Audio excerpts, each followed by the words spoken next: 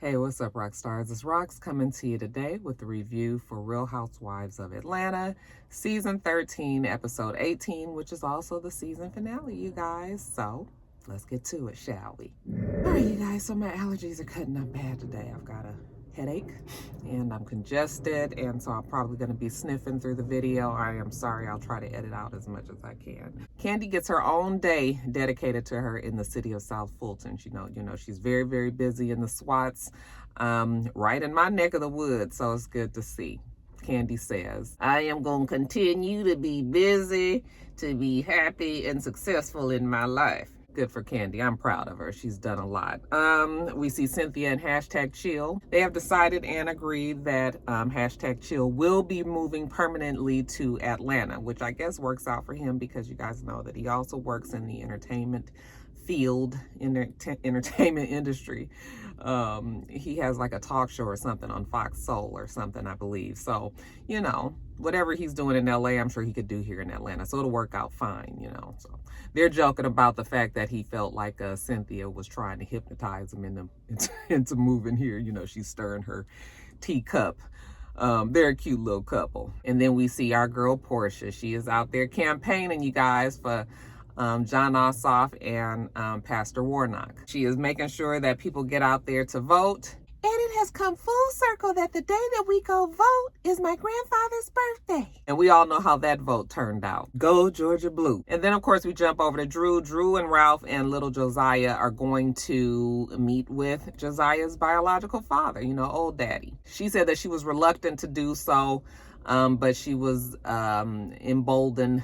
You know, she felt like she was supported because Ralph was committed to making sure that Josiah has a relationship with his father. So, you know, it don't really matter to Josiah either way it goes right now. He's still very young, but they feel like it's important. Plus, the father is reaching out and wants to build some sort of relationship, regardless of what the past is. I mean, I think everybody should have an opportunity to build that relationship with their child if they are trying to do so. It's never too late, right? They go to it looks like a diner or some sort of like, you know, little restaurant, and it looks like Josiah's father is late, all right?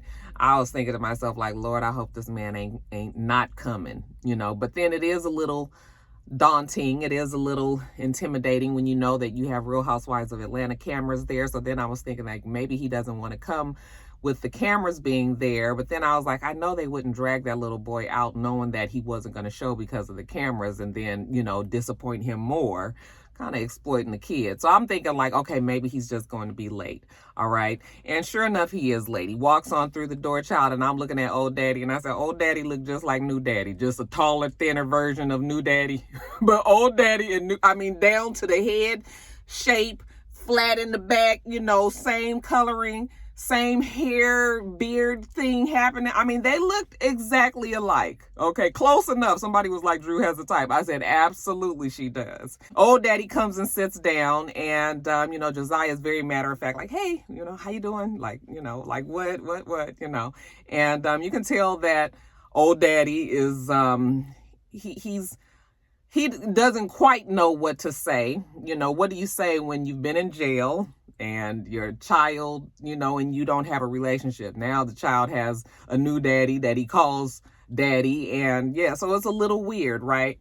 But, you know, they're trying to make sure that Josiah still is talking to him. So he tries to explain to him, you know, what happened when he was in jail. And Josiah's just sort of like, He was like, you don't care about this, do you? He said, nope, not really. was like, kids, I'm telling you, kids, they just will say and do anything, right? So where do we go now? So the father was like, I would really like to have a relationship with you if you will allow me to, which I thought was really nice that he actually asked the little boy this. And the little boy said, yeah, sure. Okay. So, I mean, that's all we gonna do for now. Okay. So Ralph and the little boy walks off to go do something, and Drew was sitting there talking to him, and she was just like, I just want to make sure that, you know, you are making the commitment now. You know, I don't want to start a relationship. You guys tried to build something and then you just kind of duck out again, like you did before. And he says, no, he's really going to he's really going to do better and make sure that he has a relationship with his son. Okay, so when new daddy and little Josiah come back to the table, they're like, how long are you going to be in town? Because I didn't realize he lives in LA, which also causes a little bit of an issue. He's very far, 2,500 miles away from Josiah. So it's going to be hard to really get a for real relationship with a kid that young. I mean, you know, you kind of have to be around. So I don't know how they're going to work out that. But I mean, phones and FaceTime, I mean, we've been doing it for a year, right, with coronavirus. So I guess, you know, that's just how it's going to have to be for now. But he's leaving later on that evening. And so he tells them that, you know, he's going to come back so that he can spend some more time with Josiah, you know, look at him play basketball and whatnots.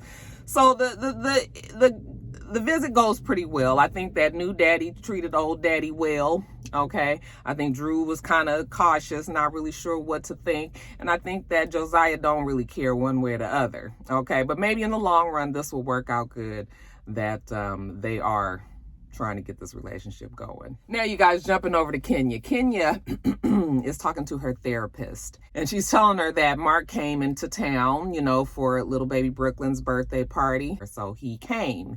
And Kenya's telling her therapist how she just feels like Mark doesn't communicate with her. He shows up, okay, never talked to her about where he was staying. He just automatically showed up at her house. And you guys know they're, you know, borderline separated, divorced, trying to figure out custody, fighting in court, basically. And here he comes to the house like everything good. She's like, he just jumped on into bed at night, you know, with me, just like normal.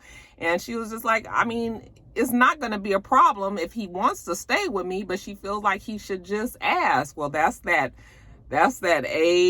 dominant, you know, man personality that he's just sort of like what he says goes. And, you know, he's probably thinking like, you still my wife and I'm still the father of this child and I'm still, you know, we ain't broke up yet. So, you know, that just kind of seems like maybe that's how Mark thinks. And then, of course, it's funny that Kenya doesn't, you know, so she's uncomfortable with it, but I don't know if she mentioned it to him. So then they go to the party. Everything is fine. Everything is nice. He has a change of heart. And so he sends her a text message and says that, you know, he enjoyed being there. You know, maybe he was wrong. Maybe they can work on the relationship. You know, maybe they do need to go to therapy. He does want his family to work. Yada, yada, yada. But now Kenya feels like she feels differently. And so she feels like, is he doing this to manipulate her? Is he doing this because he really wants the family back? Or is he doing this because he wants her to back off of him in court and, you know, just kind of let things take its course naturally, whatever that might be. All right. And maybe he may come back, maybe not, you know, she's just over it. We know that Mark wants her to drop that court case. So the therapist mentions that maybe they could go to therapy, you know, together, come see her as well. And Kenya was like, well, I'm going to try to call him. So she texts him from her phone and she calls him from her phone and he doesn't answer. As a matter of fact, it goes straight to voicemail. And when she sent the text message, you know, on the iPhone, it'll show delivered when it has actually gone over and registered on somebody's text messages. Well, she sees that it never says delivered, which means that he hasn't gotten it, which means that he's probably blocked her call. So she was just like, what the fuck? All right. He's blocked my call. Like what man blocks the mother of their child's calls, especially they're in a different state, like anything could be happening. So she's frustrated about that. So she goes and get Brookie's phone, which I'm just like, why does Brooklyn have a phone? Maybe when she's with the nanny so that he could talk to her. Because I'm just like, it ain't like Brooklyn gonna be like, hey, daddy, you know, how you doing? What you doing out there? So maybe it is because of the nanny. But anyway, she goes and gets Brooklyn's phone. And it rings, but he still doesn't answer. So she texts from there and was just like, why aren't you taking my call? And then he sends her a text back and says that he's in the hospital. Well, he's visiting a friend in the hospital. He can't talk right now. She was just like, you're lying. It's coronavirus, especially in New York. They're not letting people go into the hospital to visit people, you know. So that's the thing that she's all mad about, you know. And the therapist was like, well, what's the issue? Like, I thought you said everything was good. And she was like, well, then he started talking about coming back and, you know, things of a sexual nature. And she was just like, no, we're not doing things like that. Like, we need to start over. And he got mad. Okay. So now all of a sudden he's back in New York. He's blocked her call, which I'm just like, you couldn't just put your phone on silent if you was at the hospital. When you talking about blocking calls and shit, that sounds like you don't want that phone to ring while it might be another woman around, you know. Don't have no kind of nothing coming through because your phone might be sitting around or something like that. You know, I mean, that's just me assuming, but Kenya's just like, he's really trying to bring out the bad Kenya in me. Okay, he want to see the Kenya that be fighting these hoes on this damn show.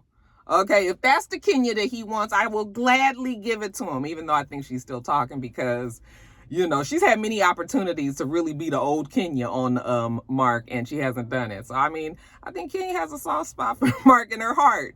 And it would have been nice for it to work out, but I don't know. Mark is just, he is just a whole bunch. All right, you guys, so let's jump back over to Cynthia. So Cynthia's going to have this white elephant party. You guys know that game where you pick a gift and then it's a, you know, everybody grabs a number, you go in order. If you don't like your gift, you can take the person's, you know, anybody that went before you, you can take their gift. And it's funny because we don't normally see Real Housewives of Atlanta at Christmas time. They're usually finished filming by then, but because of COVID, everything got pushed back later. So now here we are, it's Christmas time. Okay, so Cynthia's going to invite all the girls to her house for this Christmas party, and she has put a requirement that everybody bring $1,000 gift. I was like, girl, $1,000? I mean, every housewife on there can afford $1,000. Okay, so that's not that big of a deal, but I'm just like, well, what about these friends too? Like Marlo, you guys want Marlo to bring $1,000? I mean, I'm sure Marlo makes more than $1,000 an episode, but look about LaToya. You know, according to her husband,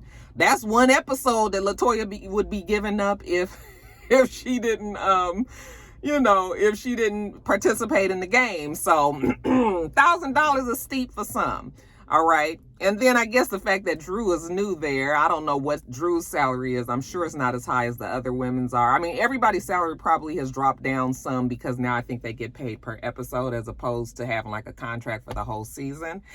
But of course, those women that have been there, the veterans have been there a long time, and I'm sure they make way more money than Drew did. So even asking Drew to bring $1,000, you know, when Drew tells her mother and Ralph, you know, the mother is like, $1,000? Like, we can't run to the store and get, you know, some crystals, you know, $200, $300, maybe a little vase or something. Here, you want to come with this $1,000. So, hey, honey, you was on Real Housewives of Atlanta.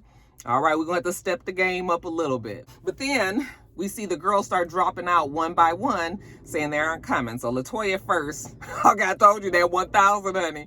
LaToya sends her a message that she's not coming because she's over the drama. She don't feel like having to deal with Drew and her, you know, checking her panties to see if she's been fucking around with Prophet Lot. So she says she's not coming, and Cynthia's disappointed with that. Then Marlo sends her a text message, and Marlo says that she won't be attending the party as well. Don't worry, because her gift will be there. It's en route now by one of her assistants. Then Drew calls, and I thought Drew was calling to drop out as well, but Drew was like, no, she's coming. She's just going to be leaving her house soon. She's going to be on her way with Portia. And you guys know they live out far, like where Nene lives out in Duluth, which is a good little ways away from Atlanta. Especially when you're dealing with traffic. I've told you guys about all of this. But you know, with nighttime or in the evening time, and maybe the traffic wouldn't be as bad. So anyway, Cynthia has decorated the house very beautifully. Okay, she's a veteran housewife, so she knows how it's supposed to be done. We done had all kind of mishaps this season. People not having food, people shit looking real lackadaisical when it comes to decorations, all of this. So Cynthia does that shit right. She's got a spread of food. Like I said, it's all very festive in there. Everybody is fucking late, but you know, she's had some people dress up, you know, elf-like and whatnots, and bring some dressed up llamas. Okay, we don't do reindeer here in Atlanta, we do llamas. As the girls are getting there, you know, the people are out there with the llamas and all. So we have Kenya gets there, who looks great. Candy, who gets there, who looks great. Cynthia looks fabulous. Okay, I'm just like, yes, finally we get, you guys know, because with COVID, fuck, we ain't been able to dress up and go nowhere and do nothing. So everybody looks really nice. So I'm just like, yes, this is the kind of shit that I need on Real Housewives of Atlanta. All these black women looking nice. Okay. So Kenya sees the llamas out there, and she was just like, this is Cynthia's idea of fun. Okay. We got llamas and, you know, white people out here with the llamas. And I mean, I guess Shamia does get there as well. I don't even remember what Shamia had on, but yeah, Shamia gets there as well. So those are the people that are there on time. When Candy walks in, she was just like, ooh, look at all this food. This is all I need for the party. Candy's way to her heart is through her stomach. I done told y'all that 100 times. Okay, so as long as you got food, all right, Candy is going to be fine. When they get in there and they're trying to get themselves settled, Cynthia lets them know that what's the child's name? Latoya's not coming, and Marlo won't be there. Kenya was like, Marlo won't be here. I mean, it's just so funny how her and Marlo have, you know, this friendship now that she was just like, oh, and why aren't they coming? Like, this is ridiculous. They don't want to be there. They don't want to get caught up in no dramas. So, and then of course, Portia and Drew are coming, but they are not there. Cynthia was like, they really was just fucking disrespectful. We didn't know at the time when Cynthia said that they were super late. We'll talk about that in a second, but they are real late. So Cynthia's like, they're just disrespectful, and she was irritated about it. I'm telling you, I would have been mad too. It's one thing to be fashionably late. It's another thing to just be late because maybe, you know, things got out of your control an hour. But okay, we'll talk about it in a little bit. Marlo's gift does get there 55 minutes late, but it doesn't matter because Marlo's not coming. They weren't expecting it. As long as Marlo's gift was a part of the exchange, then Marlo's represented. All right. So anyway, they sit down at the table and Cynthia's assistant is explaining to them how this white elephant game goes. All right. Basically, we're going to pick the numbers. You know, Cynthia has created this jar. You know, it's fancy according to Cynthia. But you guys pick the number out of there in the order of the numbers that you pick. You pick first. The first person picks the gift, and then the second person goes after them. They can either pick a new gift or they can pick the gift that the person went before them. Okay, and it's so on and so on and so on. So if you get number 8, because it's potentially supposed to be 8 women there, if you get number 8, then you are able to pick any of the gifts that came from before you, or you can pick the last gift. And that's kind of how it works. All right. So you want to be able to get a later number in that gift and yada, yada, yada. Now, of course, Portia and Drew aren't there yet. So they're just like, okay, well, them two aren't here. Then they need to be the ones that go first and second. Okay. So automatically put the 1 and 2 in there. You know, Kenya, she's regulating. And Cynthia gonna go along with it, which I would have too, because I'm telling you, you was rude as fuck for getting there this late. They picked the numbers. I think Marlo got number 8, who wasn't even there, but they did pick for her since she sent her gift. Cynthia got number 5. Kenya got number 7, which was not bad. I'm not sure what Shamia and Candy got, but anyway, they must have been 3 or 4. And then we had Portia and Drew, we left them the 1 and 2 numbers, remember? So whatever, we're sitting down, they're eating, they're talking, they're breaking bread or whatever, and finally Portia and Drew get there, and you guys, it is 3 hours and 52 fucking minutes late. I don't even know what time they started. I'm assuming they started in late afternoon, you know, getting to the evening time, and you are almost 4 fucking hours late. That means that I can't leave this shoot until your monkey ass decide to get here. And if you guys get here, let's say if that was about 5-ish when they got started, it's now 9 o'clock.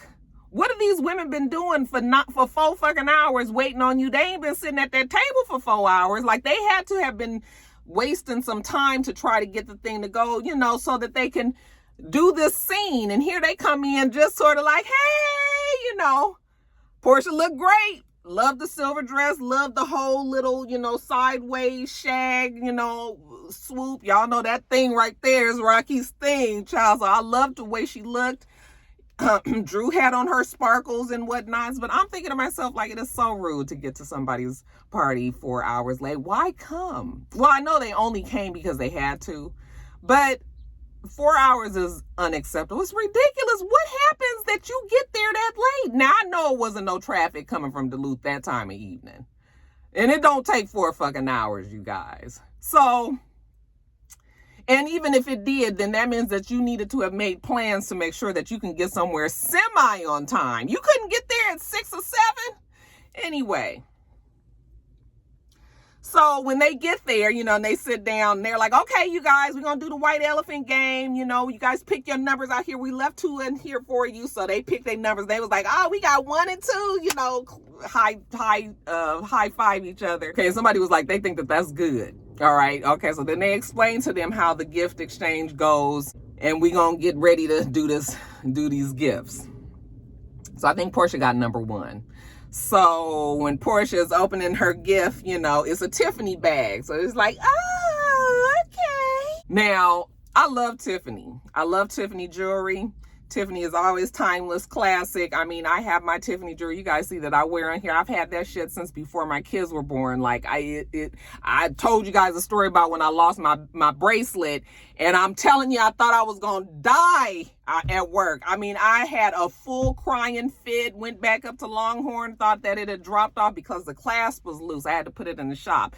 Anyway, it turned out that it was in the stock room in my office, in my office.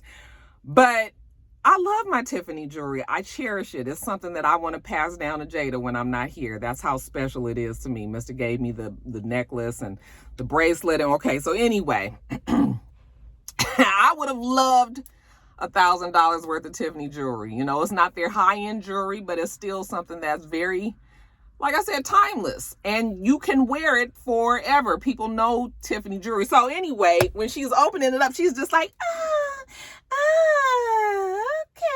You know, it's the Tiffany blue beaded necklace and then some silver beaded bracelets. And, you know, she's just like, oh, Tiffany, okay. And, you know, everybody is cracking up like, you can keep that gift. I was just like, see, this is Atlanta. And you have to remember that everybody here, we real extra flashy. Just think like when you see Atlanta girls, you know, in they jewelry, it very well might be real, but it's like real, you know, it's big ass diamond necklaces, it's big fucking earrings and faux diamond bracelets that's this big, and they diamond out Rolex watch, and you know, nobody does understate it here in Atlanta. Okay. So I know that wasn't going to be Portia's speed. And, but I was offended. I was just like, how you going to talk about this girl's gift like this? You know, she was just like, okay. Kenya was like, don't nobody want that gift. I was like, even Cynthia was like, I got on my Tiffany bracelets now. And I was like, girl, they don't know. They just don't know. Okay. Next person goes is Drew. Of course, remember she was 2. She picks a gift, and it is a Gucci purse. That's a gift right there. You know, don't be giving her this Tiffany shit. Next person goes, I think it's Shamia. Shamia takes the Gucci purse from Drew. Not Shamia. Mal takes it. And Mal is just very matter of fact, like, give me the damn purse. And she just sitting there looking like, what? Like, you can tell that she, you know, Mal be trying to she has to just suffer these women sometimes. So then Drew has to pick again, and now it's 10 bottles of Veuve. And because it's $100 a bottle, then it's $1,000 in you know, that's $1,000 gift. Portia was just like, them bottles came from Cynthia. They came from, they was soaking the labels off the bottom. The CB label was right off the bottom of them bottles, and that was in the sink. So she was upset about these damn champagne bottles. When Candy opened up her gift, she got diamond earrings. Okay. And Kenya was like, and those are valued at $5,000. The girls was over there Googling on the phone, like, let's see if she paid $5,000 for these rings. What are those? Those are like cluster rings. I was cracking up. You know, Kenya was just like, it ain't tricking if you got it. Candy was just like, why would you buy me some diamond earrings? Okay, well, she didn't buy it for you. She was just trying to be a part of the game, okay? But $5,000 for these heifers, and you don't like half of them, and one of them that you don't really like could have ended up with your gift, girl. So anyway, Cynthia goes to pick her gift. It was actually from Marlo. Marlo just sent $1,000 wrapped up in a box, okay? So Marlo sent what she was supposed to. So then Kenya goes, and I thought Kenya would have took somebody else's gift, but I think Kenya opened up the gift that Drew brought. Okay, just because I guess she wanted to see what it was going to be. Now, you knew it was going to be some bullshit. So I was just like, why would she do? Anyway, you guys, she picks the gift, and Drew has a gag gift. Okay, Drew thinks this is real funny, you guys. Stick around. So Kenya's like, what is this? And they were like, what is that? And she was like, it's some sort of cat bed or something. So it's supposed to be like a cat house, because remember that Drew said that, Latoya said that her hair looked like a cat. And inside of the cat house was the wig that she had on. And she was trying to let everybody know there that was $1,000 wig. And everybody was like, bitch, that is not $1,000 wig. You know, Portia was just like, that is not no $1,000. So Drew, now that just in case we ain't got the joke, you know, she gets up and she's trying to make a statement like, okay, so since you guys said that my hair looked like a cat, you know, that is $1,000 wig. And they were like, it is not no fucking $1,000, you know. So Kenya was just like, oh, whatever. Like, I'm not dealing with you. You know, Kenya always is just like, oh, every time Drew is around, she's just sort of like, get away from me. So she has like a knife in her hand, because I guess they were opening the box with it. And so when Drew starts to walk up to her and say, listen to me, Kenya, you know, she was just like, get away from me, Drew. But she wasn't really swinging it at Drew like that. But Drew was like, don't be putting a knife in my face. Don't be having a knife. I was just like, okay. Oh, Drew, you about to be like this tonight? Oh, okay. Let us just get on the same fool of fucking niggotry page as you were on, okay? So Kenya goes and puts the knife down, and she's just like, whatever, Drew, get away from me. You know, Drew is just like, okay, well, anyway, because the gift was we had to do $1,000, you know, I thought that I would just give $1,000 donation, and she passes out the paperwork so everybody could see, to some pet shelter. Ha ha ha. They were like, bitch, we said $1,000 gift. Okay, we trying to do something nice, and you up here trying to make a statement. All right, so now everybody, you done got on everybody's nerves. I was just like, that's strike one for Drew. Candy was just like, we said $1,000 gift, not this bullshit. Now, while Drew still got the floor, she starts to pull out this old Iowa. And I only say Iowa because I have that exact same boombox, you guys. It's at my job. You know, we pull it out every Christmas when we have Christmas party. We pull it out and I play Boys to Men, Let It Snow, you know, their whole Christmas album. That's what's still sitting on top in the disc player. But anyway, she pulls out this little boom box because now she's gonna prove to them about Prophet, Lot, and Latoya. So everybody is just sort of like, what is this? Why are you pulling out this boom box? Like, what are we doing here? This is a Christmas party. We trying to have fun. So this is to prove to you guys, you know, that Prophet Lot did know Latoya and all this. So she wants everybody to sit around and listen. So everybody is just sort of like, okay, so we listening. And it is a recording of Prophet Lot. I'm not sure if the man knew that he was being recorded or not. They're asking him a question about Latoya and, you know, about him being with somebody or something like. Anyway, everybody is just sitting there listening because whatever the man says, it does not ever incriminate him and say that he is having a relationship with Latoya and that he left his fiance and now is in love with Latoya. He doesn't say anything like that. So when she, you know, stops the recording and everybody was just like, what? Like, what? He ain't said nothing. Drew says, well, he admitted in that recording that he did like Latoya and that he was dating somebody. And they were just like, okay, but he still did not say it like you trying to tell us that he said. So they all are just like bashing her recording. Like, girl, that wasn't nothing. Girl, you ain't proved nothing. That man did not say that he was sleeping with Latoya, in a relationship with Latoya, anything like that. So right after that, there's a ding dong, and it is Latoya. Latoya has decided to come on to the party. So now if they was 4 hours late, Latoya got to be at least 5 hours late. Okay, but she comes on in and right on time. Portia was just like, she must have prophesied that, you know, she needed to come in right when they was talking about her. When she comes in, of course, Drew is mad about her Prophet Lot. So she starts to go off on Latoya. You know, you've been messing with Prophet Lot and, you know, you can't be messing with the church and you messing with a man who was with somebody. You know, she starts up on that and everything. And Latoya was just like, Drew, something is wrong with you. You are crazy. I'm getting a divorce. All right. Drew is still going off on her. Did you hear when Latoya said that she got a dried up pussy? I was cracking. It just came so out of nowhere, but it just like, it was so loud, I heard it. So they're arguing back and forth, and Drew is actually putting 20 on 10 because she's molded, because the night hasn't gone the way that she wanted it to go. All right, they clowned her gift. They didn't like the fact that she didn't bring $1,000. They didn't like the fact that she brought this profit lot recording and the shit didn't prove anything. Now you trying to put LaToya on the spot, and LaToya is really kind of making you look even more stupid. And so now she done got all huffed up, don't be playing with my family, don't be, so she gets up and she's trying to walk up on LaToya. They pick up the wig and throw the wig. Then that's when Drew tries to jump over there on LaToya. And of course, security is right there. Now, this is a very nice, up until now function at Cynthia's. Yeah, it's a little shade. The girls is laughing or whatever. But when they start arguing back and forth, y'all saw Portia and Shamia back there. Portia was just like, I'm not fixing to be in no fight. I'm not fixing to get hit. I'm not about to have my vagina out. Like, well, you ain't fixing to get me caught up in here like they about to fight.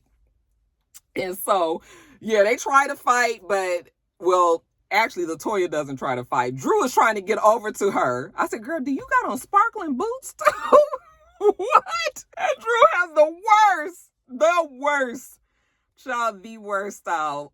It's just pitiful. But, she done fell all back, because the security, they just sit her on down. We ain't fixed to do all this struggling. We just gonna sit it on down, And LaToya's over there laughing, like jumping, like, Drew, you look stupid. You trying to fight, They even broke up shit in Cynthia's nice house. Cynthia's like, who goes over people's house and pulls some shit like this? Kenya's like, come on, Drew. LaToya, we're leaving.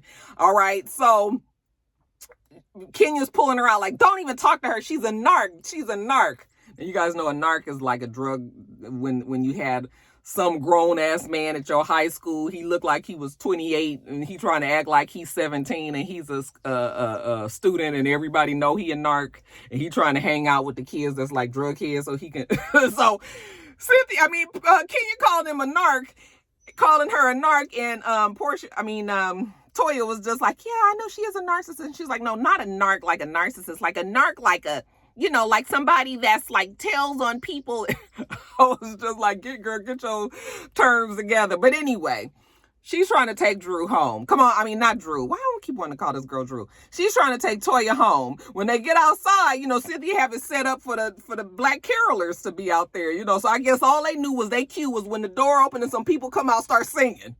So they out there singing, and Drew is, and LaToya's all like, hey, they're trying to sing, and Kenya's like, get in the car, and the people's just sitting there singing still, like, hark the herald angels sing. Kenya's like, oh my God, will you guys please move away from my car, okay?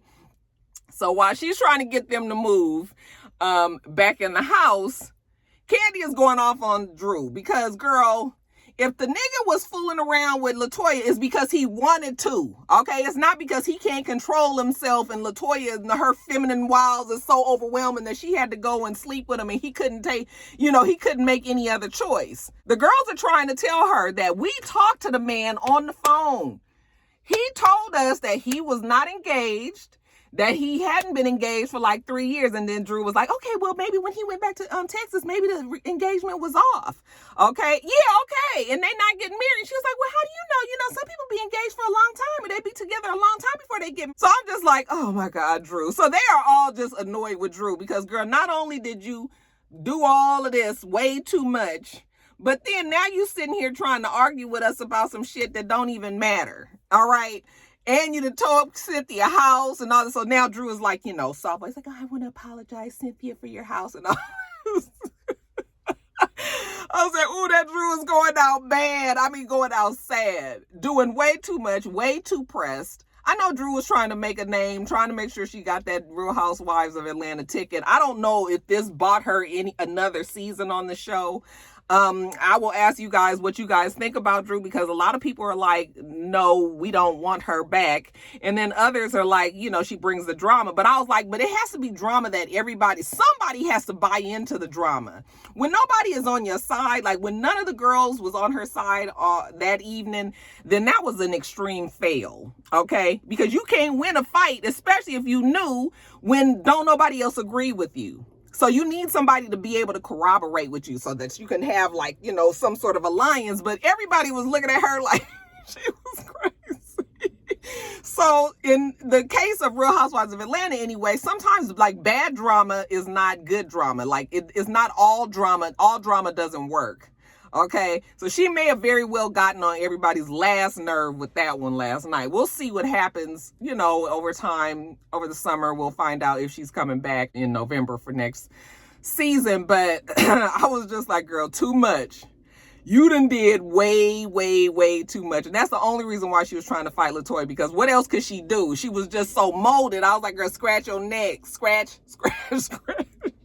So, anyway, so now the night is over. Cynthia's like, y'all need to go. You know, she got something special outside. She opens the door and there's the carolers again. They're like, door open. Silent night. Cynthia has the girls come out there. It looked like it's freezing because some of them was just sort of like, but we gonna stand here and enjoy the carolers. One of them was louder than the other ones, and Portia was like, Candy, she sound like you. And Candy with the extreme vibrato, you know.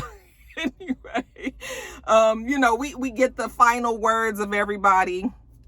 Kenya is still getting a divorce. She and Brooklyn are on their way to Paris after the show finished wrapped, I should say. Drew, they're saying that her son is forming a relationship with the father, and that, you know, she has a perfect family, perfect husband, perfect children, perfect marriage. And they say that Portia is eating meat now, which we already knew. Okay, baby vegan my ass. And still a social activist. Candy is acting to her career.